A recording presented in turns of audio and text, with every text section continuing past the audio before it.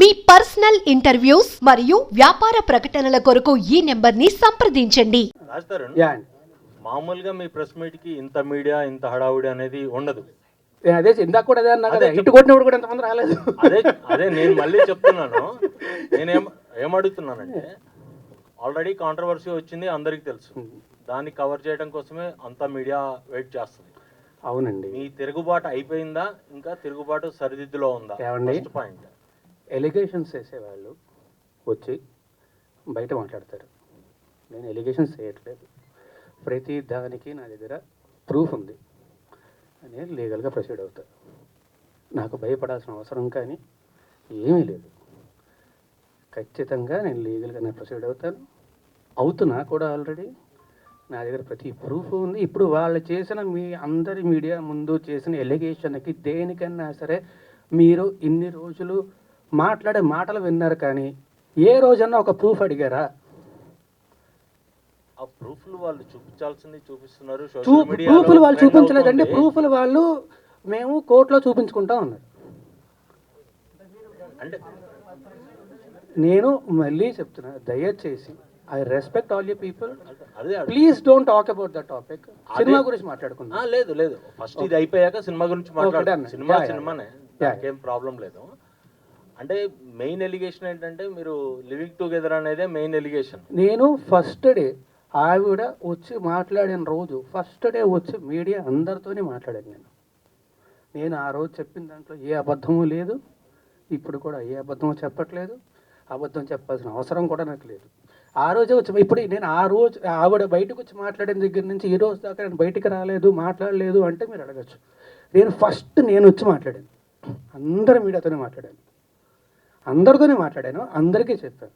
ఆ రోజు చెప్పింది మొత్తం పచ్చి నిజం. నేను చెప్పిన ప్రతిదానికి కూడా ప్రూఫ్ ఉంది.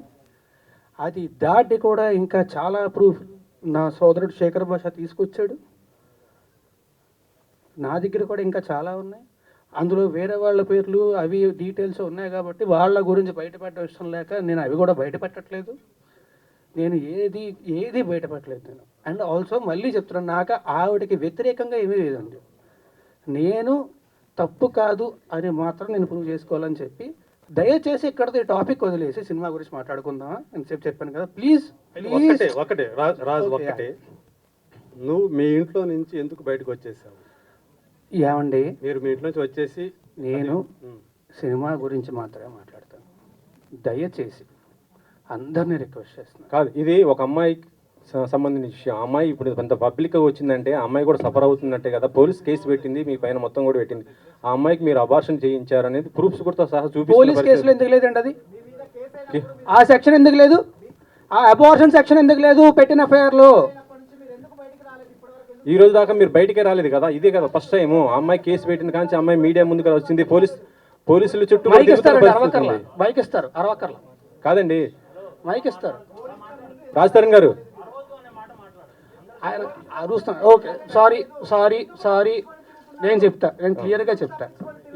తప్పించుకొని తిరగలేదండి. నేను అయ్యాను. అవును, అడ్వకేట్ అయ్యారు.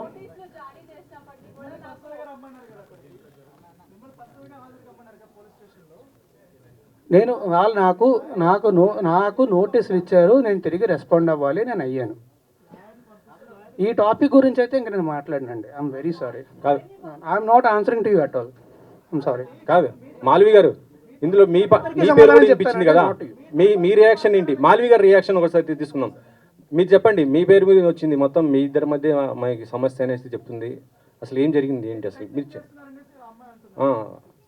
అమ్మాయి వాయిస్ రికార్డింగ్ మొత్తం అన్నీ కూడా బయట పెడుతున్న పరిస్థితి ఉంది ఇప్పుడు.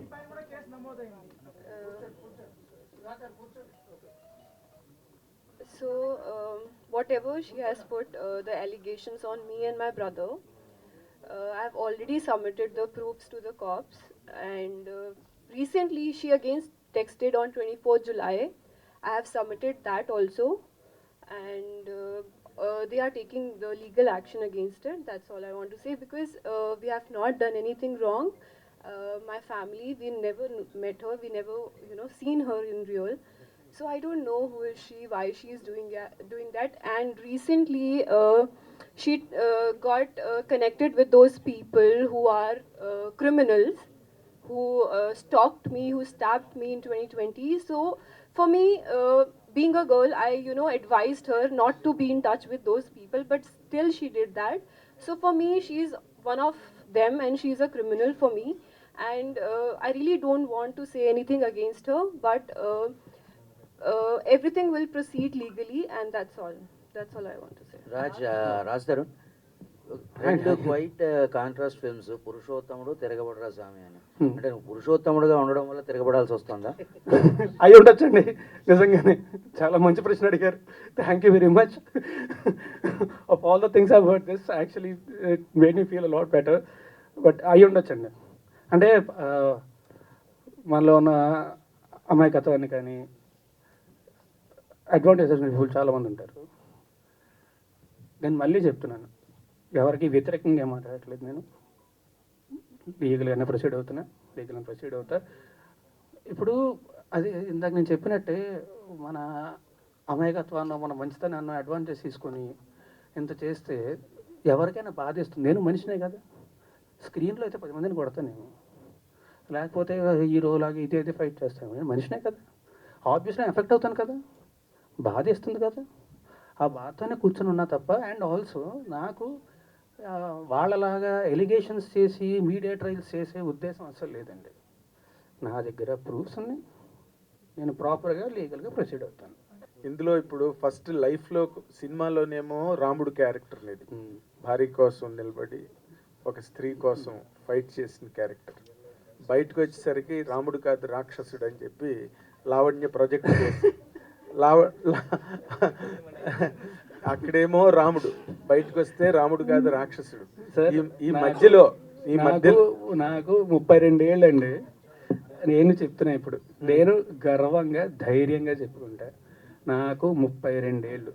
ఎస్, నా 32 ఏళ్ళ వయసులోని నేను కొన్ని వేల మందిని కలిసి ఉంటా, వేల మందితో నాకు సాన్నిహిత్యం ఉండుంటుంది.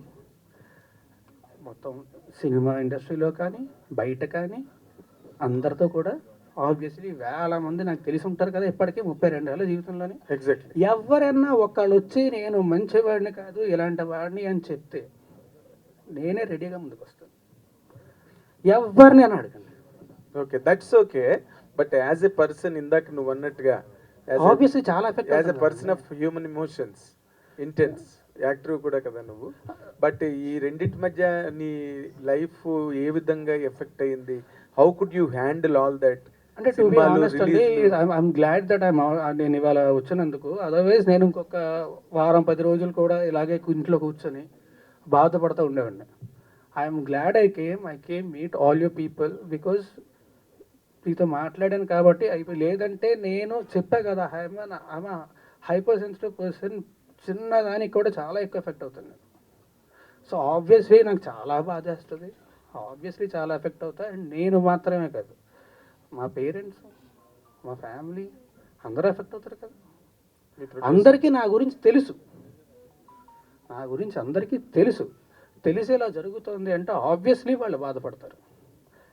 అండ్ వాళ్ళు బాధపడడం మాత్రమే కాకుండా ఒకే ఒక్క మీడియా ఛానల్ మా ఇంటికి వెళ్ళి తలుపులు బాది, వాళ్ళు హార్ట్ పేషెంట్స్ అండి, బీపీ పేషెంట్స్, విపరీతం డయాబెటీస్ ఉంది వాళ్ళకి, ఇంటికి వెళ్ళి బాది వాళ్ళని ఇబ్బంది పెట్టాల్సిన అవసరం ఏం వచ్చింది వాళ్ళకి?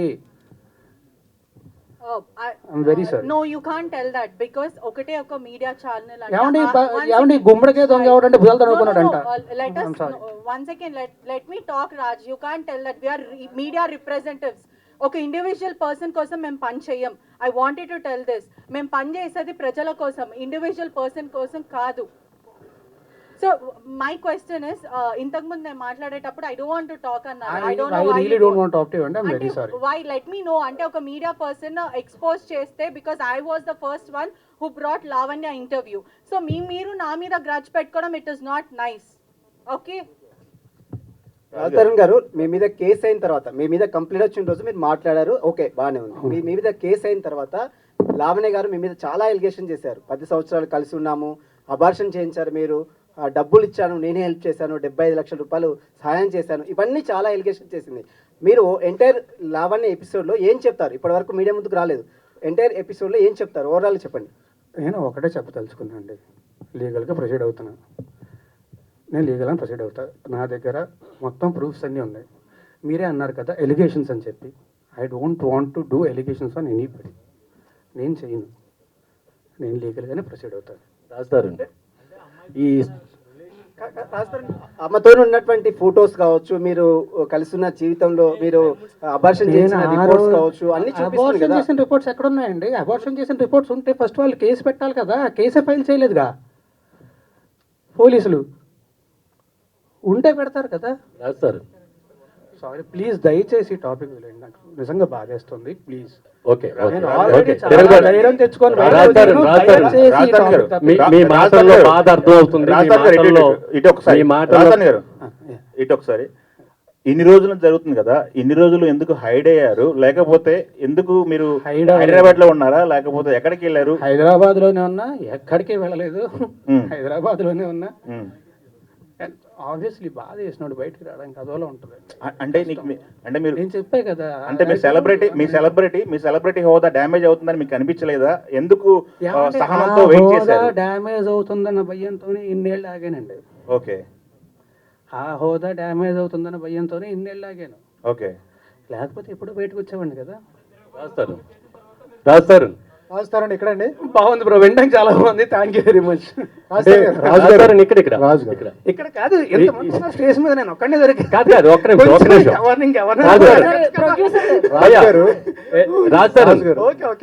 ఈ టోటల్ లావణ్య ఎపిసోడ్ చుట్టూ మిమ్మల్ని డ్యామేజ్ చేయడానికి కానీ, మిమ్మల్ని హట్ చేయడానికి కానీ వెనక ఎవరన్నా పెద్ద హస్తం ఉందని మీరు అనుకుంటున్నారా? నాకు ఏమీ తెలియదండి.